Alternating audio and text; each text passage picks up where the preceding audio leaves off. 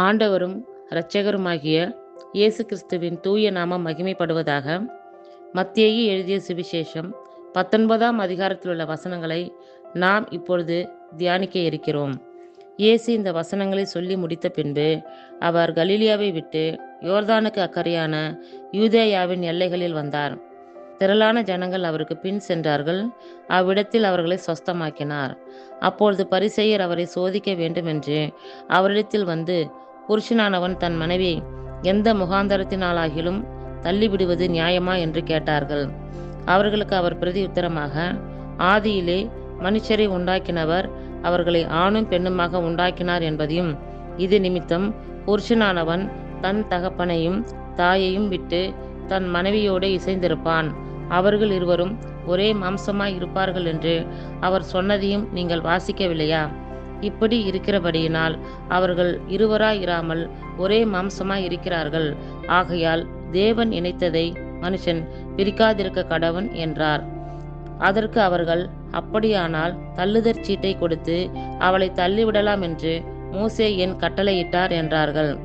அதற்கு அவர், உங்கள் மனைவிகளை தள்ளிவிடலாம் என்று உங்கள் இருதய கடினத்தின் நிமித்தம் மோசே உங்களுக்கு இடம் கொடுத்தார். ஆதி முதலாய் அப்படி இருக்கவில்லை.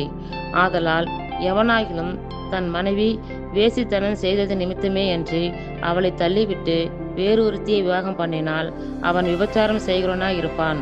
தள்ளிவிடப்பட்டவளை விவாகம் பண்ணுகிறவனும் விபச்சாரம் செய்கிறவனாய் இருப்பான் என்று உங்களுக்கு சொல்லுகிறேன் என்றார்.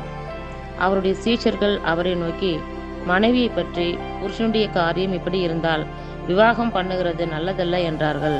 அதற்கு அவர், வரம் பெற்றவர்களே தவிர மற்றவர்கள் இந்த வசனத்தை ஏற்றுக்கொள்ள மாட்டார்கள்.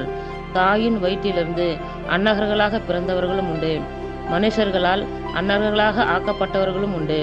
பரலோக ராஜ்யத்தின் நிமித்தம் தங்களை அன்னகர்களாக்கி கொண்டவர்களும் உண்டு. இதை ஏற்றுக்கொள்ள வல்லவன் ஏற்றுக்கொள்ள கடவன் என்றார்.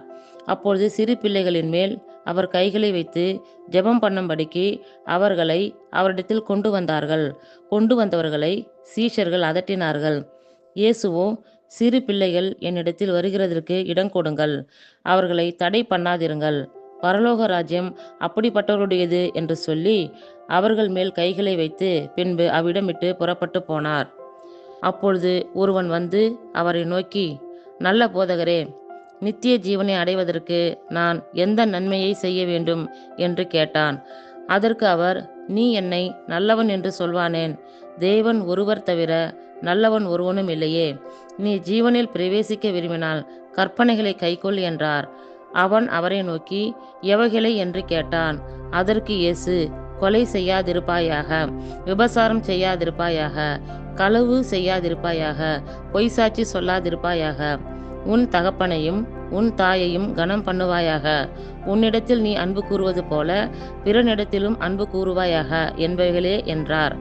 அந்த வாலிபன் அவரை நோக்கி, இவைகள் எல்லாம் என் சிறு வயது முதல் கை கொண்டிருக்கிறேன், இன்னும் என்னிடத்தில் குறைவு என்ன என்றான். அதற்கு இயேசு, நீ பூரண சர்க்குணராய் இருக்க விரும்பினால் போய் உனக்கு உண்டானவைகளை விட்டு தரித்திரருக்கு கொடு, அப்பொழுது பரலோகத்தில் உனக்கு பொக்கிஷம் உண்டாயிருக்கும், பின்பு என்னை பின்பற்றி வா என்றார். அந்த வாலிபன் மிகுந்த ஆஸ்தி உள்ளவனாய் இருந்தபடியால் இந்த வார்த்தையை கேட்டபொழுது துக்கமடைந்தவனாய் போய்விட்டான். அப்பொழுது இயேசு தம்முடைய சீஷர்களை நோக்கி, ஐஸ்வர்யவான் பரலோக ராஜ்யத்தில் பிரவேசிப்பது அரிதென்று மெய்யாகவே உங்களுக்கு சொல்லுகிறேன். மேலும் ஐஸ்வர்யவான் தேவனுடைய ராஜ்யத்தில் பிரவேசிப்பதை பார்க்கிலும் ஒட்டகமானது ஊசியின் காதிலே நுழைவது எளிதாய் இருக்கும் என்று உங்களுக்கு சொல்லுகிறேன் என்றார். அவருடைய சீஷர்கள் அதை கேட்டு மிகவும் ஆச்சரியப்பட்டு, அப்படியானால் யார் ரட்சிக்கப்படக்கூடும் என்றார்கள். இயேசு அவர்களை பார்த்து, மனுஷரால் இது கூடாதுதான், தேவனாலே எல்லாம் கூடும் என்றார். அப்போது பேதுரு அவரை நோக்கி, இதோ நாங்கள் எல்லாவற்றையும் விட்டு உம்மை பின்பற்றினோமே, எங்களுக்கு என்ன கிடைக்கும் என்றான். அதற்கு இயேசு, மறு ஜென்ம காலத்திலே மனுஷகுமாரன் தம்முடைய மகிமையுள்ள சிங்காசனத்தின் மேல் வீற்றிருக்கும் போது என்னை பின்பற்றின நீங்களும் இஸ்ரவேலின் 12 கோத்திரங்களையும் நியாயம் தீர்க்கிறவர்களாய் 12 சிங்காசனங்களின் மேல் வீற்றிருப்பீர்கள் என்று மெய்யாகவே உங்களுக்கு சொல்லுகிறேன்.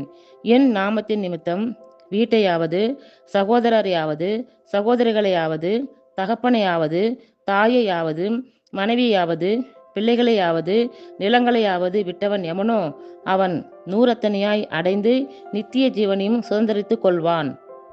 ஆகிலும் முந்தினோர் அநேகர் பிந்தினோராயும் பிந்தினோர் அநேகர் முந்தினோராயும் இருப்பார்கள் என்றார். இத்துடன் 19ஆம் அதிகாரத்திற்குரிய வசனங்கள் நிறைவுற்றது. கர்த்தர் தாமே நம் எல்லோரையும் ஆசீர்வதிப்பாராக. ஆமேன்.